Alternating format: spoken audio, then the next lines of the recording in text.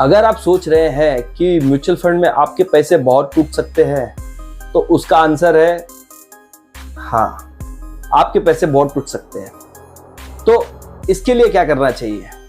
Mutual fund में ना कुछ ऐसे कैटेगरीज के फंड भी है ना जो कि रिटर्न बहुत ज्यादा देते हैं बट टूटते भी उतना ज्यादा ही है दोस्तों। तो सबसे पहले आपको आपका रिस्क समझना चाहिए कि रिस्क कितना आप ले सकते हो।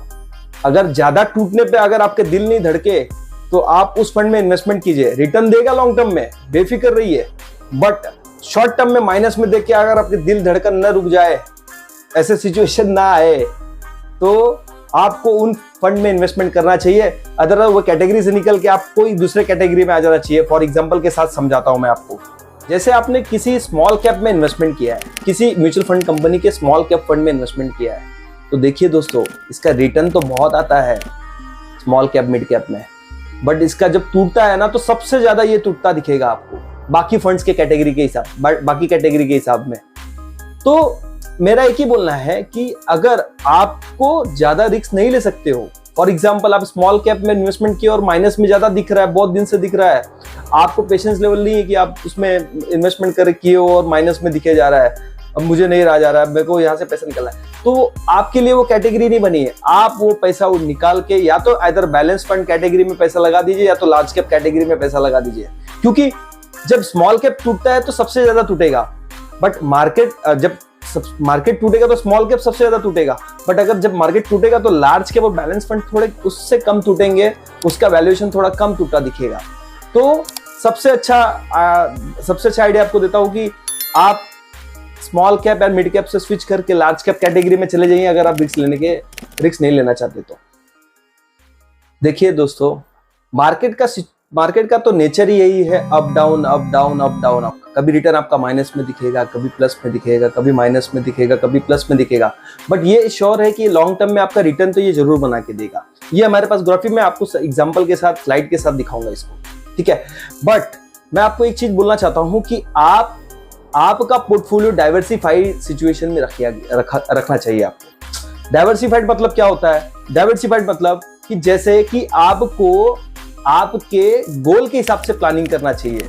जैसे एग्जांपल, आपको आपके रिटायरमेंट के लिए और चाइल्ड एजुकेशन के लिए एक लॉन्ग टर्म गोल प्लानिंग करके इन्वेस्टमेंट करना चाहिए, जो कि आप कुछ पैसे, जैसे फॉर एग्जांपल 10-10 हजार रुपए आपने अपने रिटायरमेंट के लिए रख दिए अगले 30 साल के लिए। फॉर एग्जांपल मेरी एज 30 साल है और मैंने अपने रिटायरमेंट 60 साल के एज में मैं 10-10 हजार के हिसाब से SIP कर रहा हूँ 30 साल के लिए।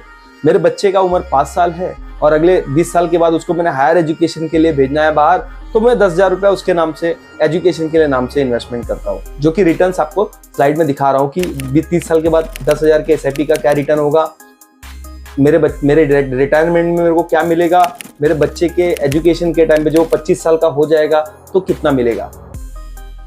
अब ये तो हो गया लॉन्ग टर्म। हमारे शॉर्ट टर्म खर्चे के लिए भी हमारे पास डाइवर्सिफाई सिचुएशन में पैसे जमा होने चाहिए। फॉर एग्जाम्पल, अगर मेरे शॉर्ट टर्म गोल्स हैं या फिर मैं शॉर्ट टर्म मेरे रिक्वायरमेंट्स हैं, जैसे कि 1-2 साल के बाद मुझे कुछ गाड़ी लेनी है, या फिर एक इमरजेंसी फंड होता है ना, इमरजेंसी फंड के लिए अपने पास पैसा होना चाहिए। कल को समझ लीजिए कुछ ऐसा सिचुएशन हो गया कि जॉब चली गई या कुछ भी सिचुएशन हो गया कि जिससे मेरे पास इनकम नहीं आ रही, तो मेरे पास एक इमरजेंसी फंड होना चाहिए जहां से मैं पैसा निकालूं। आपको कुछ ऐसे फंड्स में भी इन्वेस्टमेंट करना चाहिए, जैसे कि हो गया लिक्विड कैटेगरी फंड में भी आपको इन्वेस्टमेंट करना चाहिए, जो कि उसका लिक्विडिटी इतना इजी रहता है कि आप एक रिडम्पशन करेंगे तो अगले दिन पैसा आपके अकाउंट में आ जाता है। आपको FD में भी इन्वेस्टमेंट करना चाहिए, आपको आपके बैंक में भी पैसा रखना चाहिए, आपको रिकरिंग डिपॉजिट भी थोड़े अमाउंट का करना चाहिए। ऐसा नहीं बोल रहा हूँ कि सारे पैसों का करिए, SIP तो आपको कर रही है लॉन्ग टर्म के लिए, बट कुछ पैसे आपको इमरजेंसी सिचुएशन के लिए भी रखने चाहिए, जो कि आप इजीली, ऐसा नहीं कि पूरा पैसा लगा दिया यहाँ पे मार्केट में ही लगा दिया, पूरा पैसा मैंने FD में ही लगा दिया, पूरा पैसा मैंने RD में ही लगा दिया, पूरा पैसा मैंने एक जगह लगा दिया।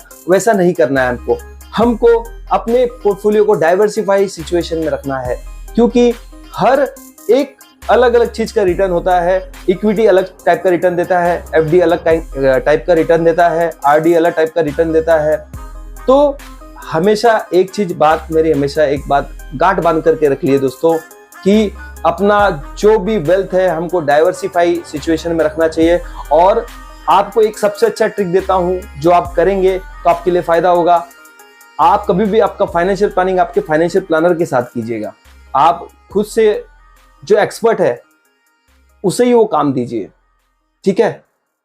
आपका फाइनेंशियल एडवाइजर आपको अच्छा सजेशन देगा, आपका डाइवर्सिफाई पोर्टफोलियो बना के देगा, जिससे आपके हर एज के हिसाब से वो आपको पैसे कहाँ मिलेंगे, कैसे मिलेंगे, वो समझा के देगा। तो मेरा आपसे एक ही बोलना है दोस्तों कि हमेशा इन्वेस्टमेंट एक अच्छे टेक्निक के साथ कीजिए, अच्छे एक्सपर्ट के साथ कीजिए, और मार्केट सिचुएशन कोई भी हो, आपका पैसा लॉन्ग टर्म के लिए लगा के रखिए। यही मेरी दरख्वास्त है आपसे दोस्तों। फिर से मिलेंगे एक नए टॉपिक के साथ। धन्यवाद।